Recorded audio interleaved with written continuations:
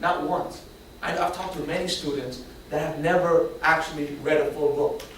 And so, you know, you assign them these chapters, hey, you're supposed to read chapter 2 to 5, and the test will be on next Tuesday. They're not going to read it. They're going to go skim over it.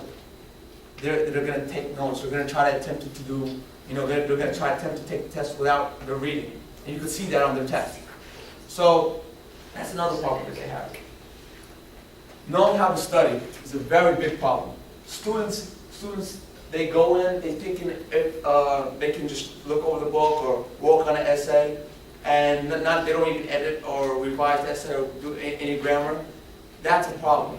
If they actually put the same amount of hours that they were in high school, a high school student stays for 7 hours. If they put out that actual 7 hours into school, 4 hours of classroom, and then 3 hours of study every day, I can guarantee your student will receive an A. But they don't do it because they're free. So they don't want to. You know, I understand that you're not supposed to baby them. But some, you know, if you see a student really doing bad in a couple of papers or a couple of tests, and depending upon how big your classroom is, get that student aside and, hey, talk to them. Hey, I think you could do good. I think you could do great on your test. Just try studying this, or give them some helpful tips and advice.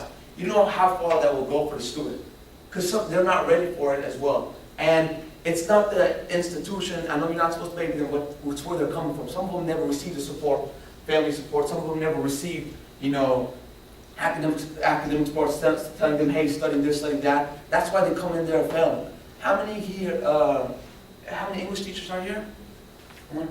How many of you actually taught development courses before?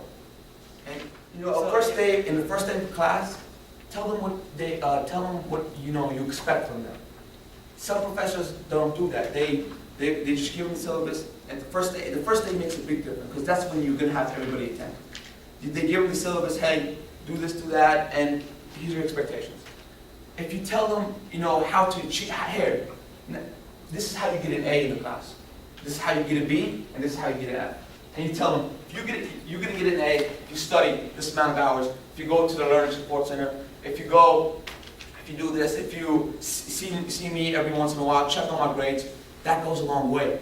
The student will know what it is that he has to do or she has to do to succeed. What it is that they have to do to get an F. Don't go to class. Skip out. If you tell the students that, they have a sense of reality. Okay, now I know my requirements. Now I know what category I'm going to fall in. And then it kind of leaves them with no excuse. So when they go, you know, at the end of the year, they say, hey, I'm not doing good in my class, what can I do? Well, I told you what to do to get an A. I told you what to do to get a B. Are you doing these things?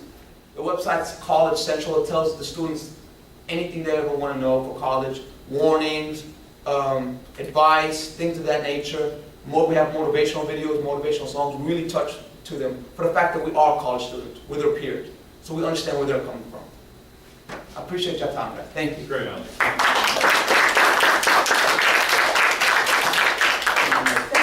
Thank you.